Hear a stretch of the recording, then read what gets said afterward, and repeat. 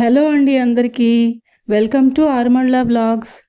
ఈరోజు వీడియోలో peanut chocolate bar చూపించబోతున్నాను. వీడియో నచ్చితే ప్లీజ్ లైక్ చేయండి, అలాగే షేర్ చేయండి, సబ్స్క్రైబ్ కూడా చేసుకోండి.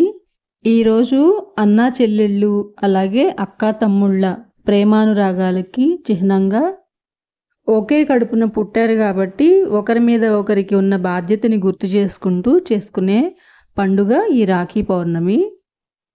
మీకందరికీ కూడా రాఖీ పౌర్ణమి శుభాకాంక్షలు. నాకంటే రాఖీ కట్టడానికి బ్రదర్స్ ఎవరూ లేరు, కానీ మా పాప మా బాబుకి కడుతుందనమాట రాఖీ. సో వాళ్ళిద్దరి కోసం ఈరోజు నేను ఈ రెసిపీ ప్రిపేర్ చేశాను. ఈ పీనట్ చాక్లెట్ బార్ మీరు కూడా ట్రై చేసి ఎలా ఉందో చెప్పండి టేస్ట్.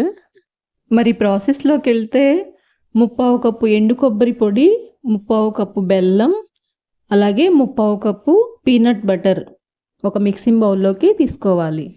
మొత్తం 3 ఇంగ్రీడియంట్స్ బాగా మిక్స్ అయ్యే విధంగా కలుపుకుని ఇలా ఏదైనా ఒక ప్లేట్లో ఆయిల్ అప్లై చేసి, ఇక్కడ నేను కోకోనట్ ఆయిల్ యూస్ చేశాను.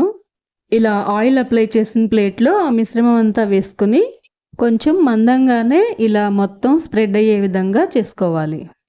తర్వాత వేరే మిక్సింగ్ బౌల్ తీసుకొని దాంట్లో 1/2 కప్ కోకో పౌడర్ వేసుకున్నాను. 1/2 కప్ బెల్లం తురుము కూడా వేసి, కోల్డ్ ప్రెస్డ్ కొబ్బరి నూనె ఉంటుంది కదండి, అది ఒక 1/4 కప్పు వరకు పట్టింది. ఈ మూడింటిని ఇలా బాగా కలుపుకున్న తర్వాత ఇందాక ప్లేట్లో పెట్టుకున్న పీనట్ మిశ్రమం మీద ఈ చాక్లెట్ మొత్తం వేసేయాలి ఒక లేయర్ లాగా. ఇలా మొత్తం అంతా స్ప్రెడ్ చేసుకున్న తర్వాత ఫ్రీజర్లో 6 to 8 అవర్స్ దాకా పెట్టుకోవాలి. అలా ఫ్రీజర్లో పెట్టుకోవడం వలన గట్టిగా అయ్యి కొంచెం పీనట్ చాక్లెట్ బార్ బాగుంటుంది.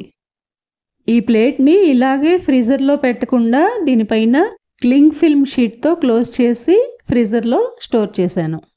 నైట్ చేసి పెట్టేసి నెక్స్ట్ డే మార్నింగ్ తీసాను అనమాట. 10 to 12 అవర్స్ అయినా ఫ్రీజర్లో ఉంచుకోవచ్చు, ఇబ్బంది లేదు. మనం కట్ చేసి తినే ముందే తీసుకుంటే బాగుంటుంది. బయటికి తీసిన తర్వాత ఇది కరిగిపోతుంది కాబట్టి తినే ముందే తీసుకోవాలి. సో ఈరోజు పాప రాఖీ కట్టడానికి రాఖీ కొనుక్కొచ్చేసింది వాళ్ళ తమ్ముడు కోసం. అలాగే వాడికి ఇష్టమైన కాజు బర్ఫీ కూడా కొనేసింది. మరి నేనేమో ఈ పీనట్ చాక్లెట్ బార్ ప్రిపేర్ చేశాను. మరి ఇది ఎలా ఉంటుందో ఇప్పుడు వాళ్ళు టేస్ట్ చేసి చెప్తారనమాట. నాకైతే కొంచెం తీయగాను కొంచెం చేదుగాను ఉంది. కోకో పౌడర్ కొంచెం చేదుగా ఉంటుంది కదండి. సో ఎనీవే ఇట్స్ ఓకే, పర్వాలేదు.